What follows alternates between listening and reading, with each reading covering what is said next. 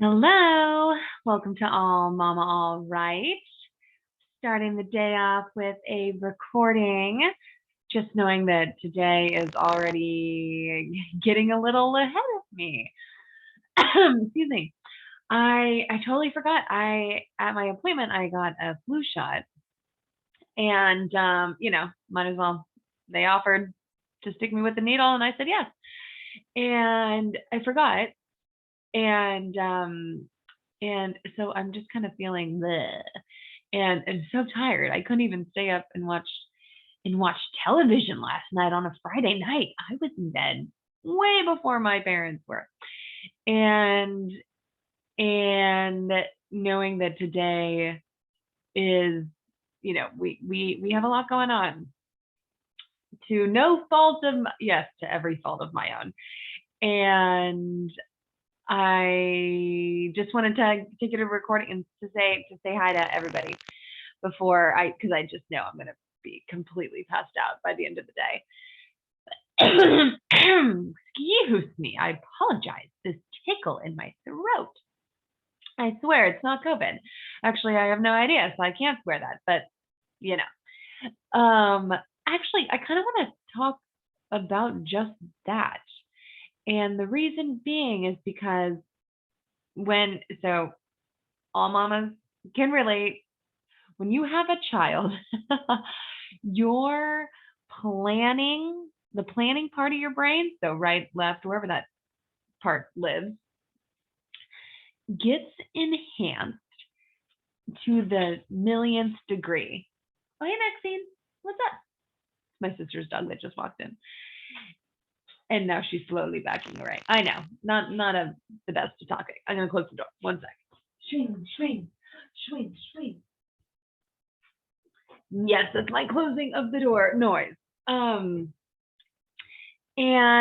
so planning, because you have to schedule when you're gonna wake your baby, feed your baby, shower yourself, do anything to yourself actually, and so that just is now ingrained in every mama and most likely every father. And actually, I so strongly take that back. Whoa, where did that come from? Not in my household.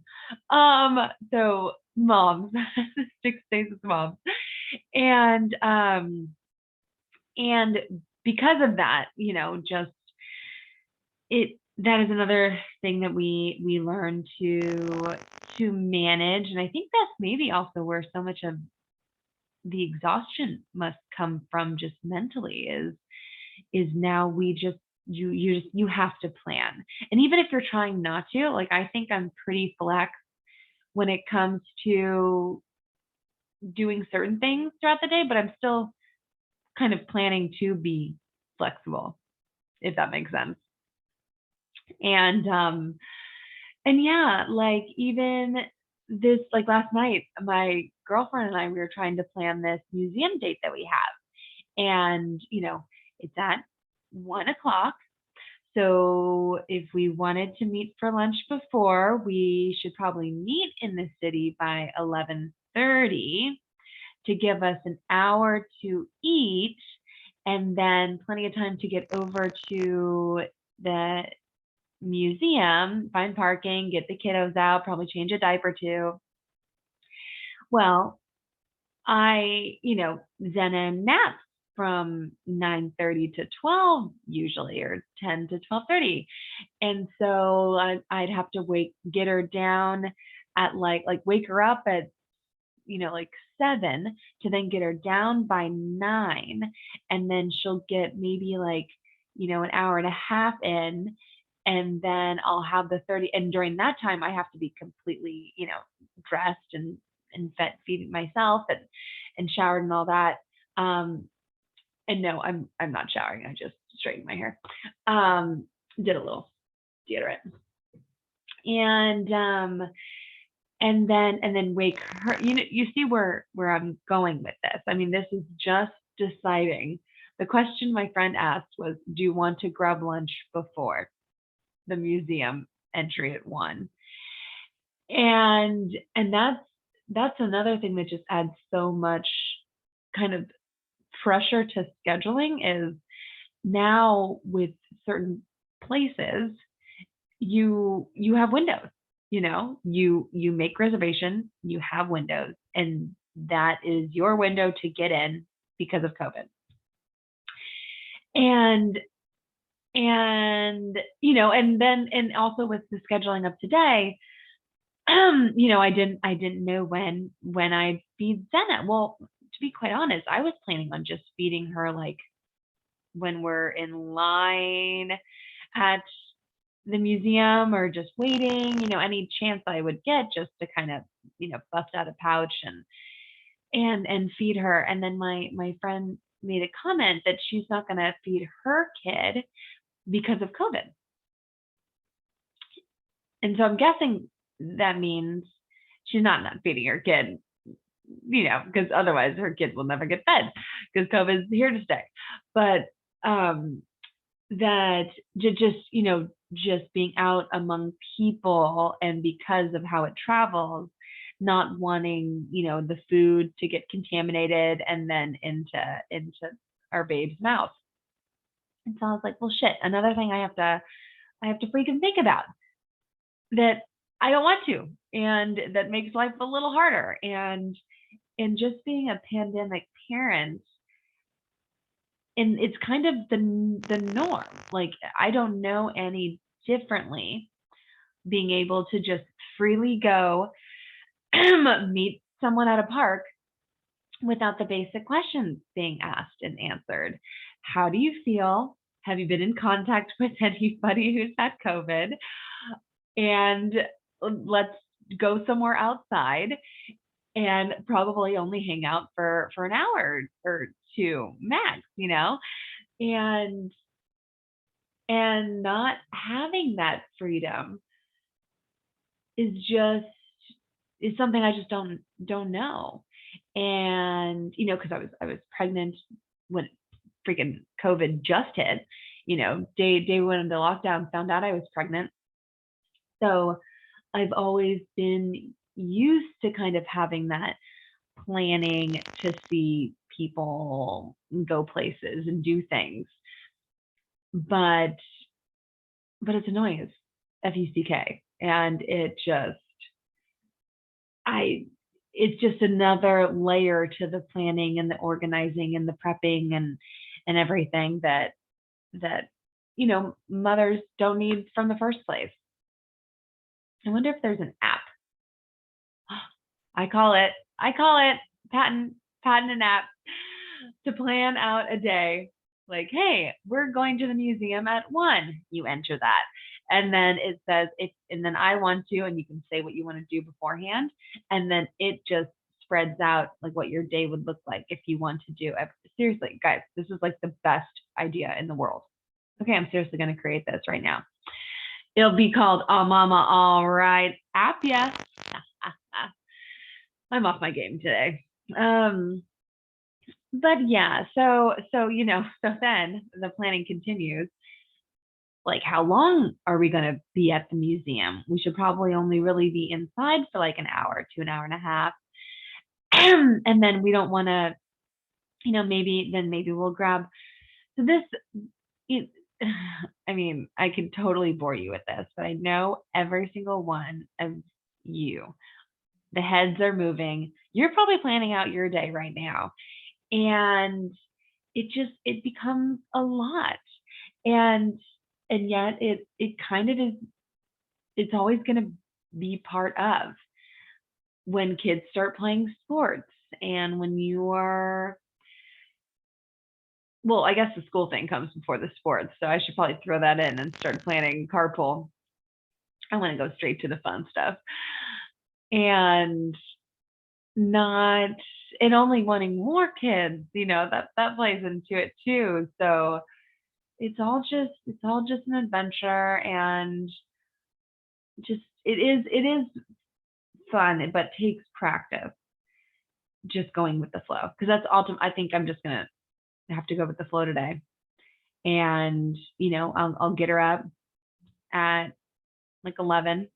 I just put her down, but darn it.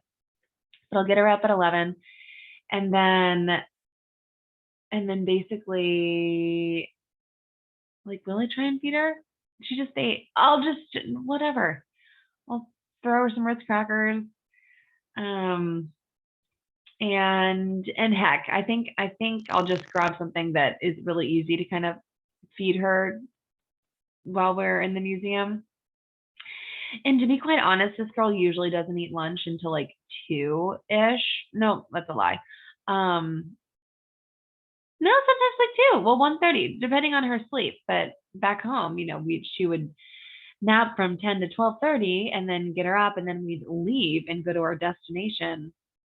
And then I'd feed her. So yeah, usually like 1:30 the kid's eating. So we may be fine. But we shall see. And we are always in that we shall see state.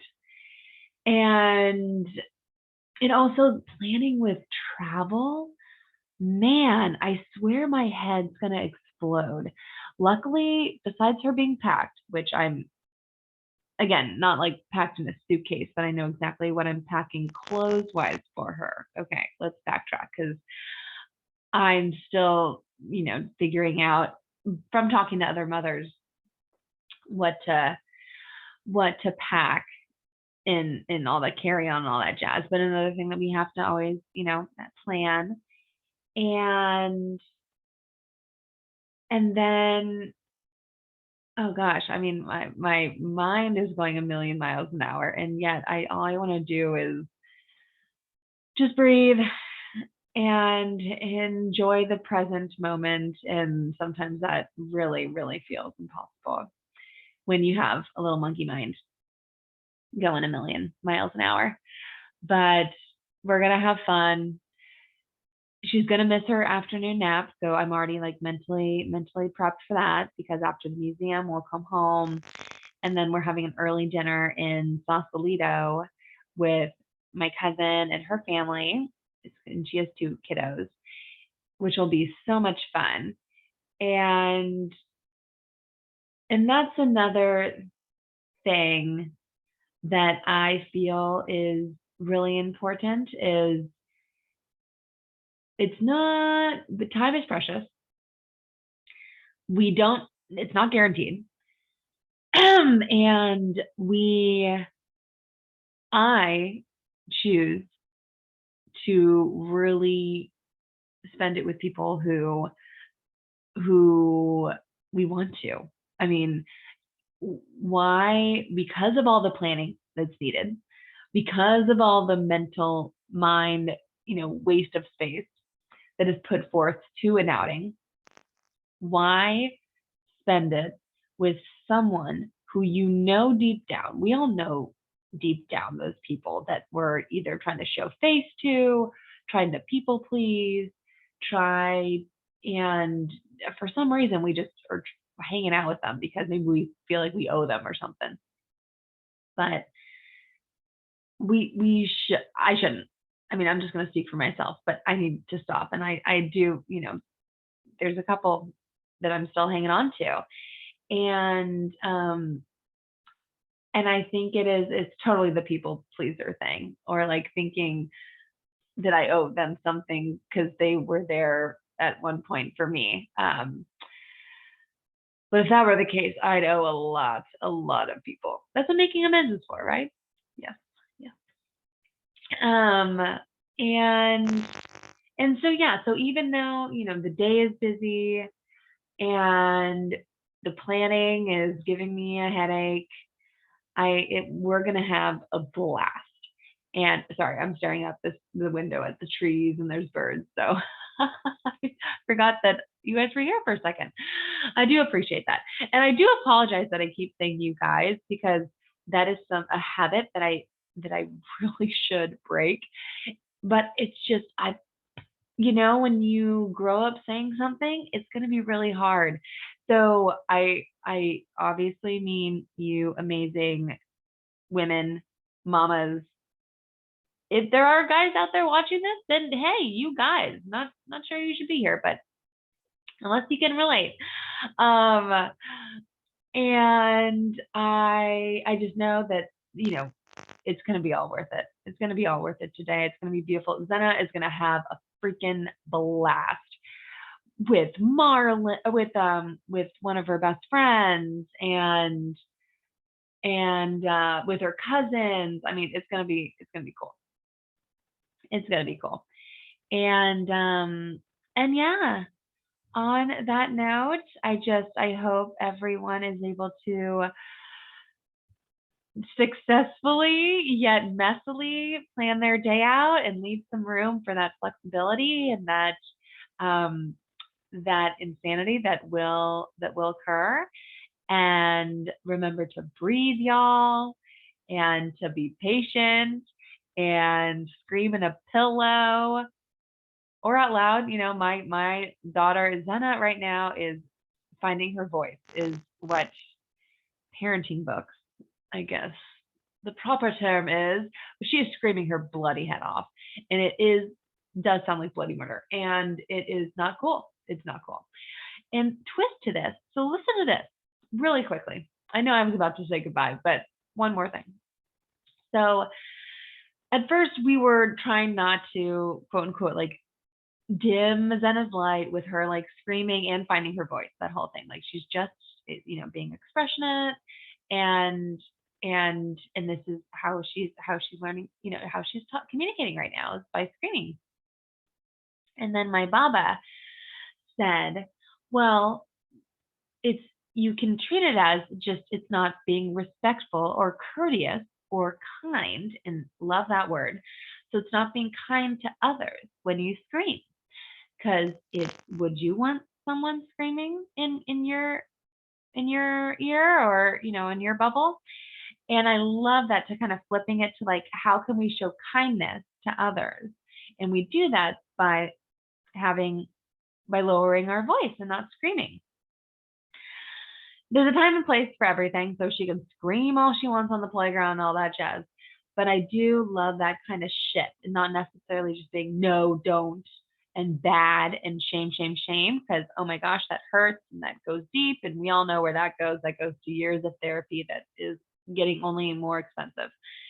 So to really kind of address it and show the kindness and compassion that by not doing it can hold. And again, when you're around people at the table and, you know, the certain places, and it's situational. Everything's so situational. But I love that. So I will leave you with that little tips and tricks and advice from good old Baba, and sending all the love and light. Alrighty, y'all. This mama signing off.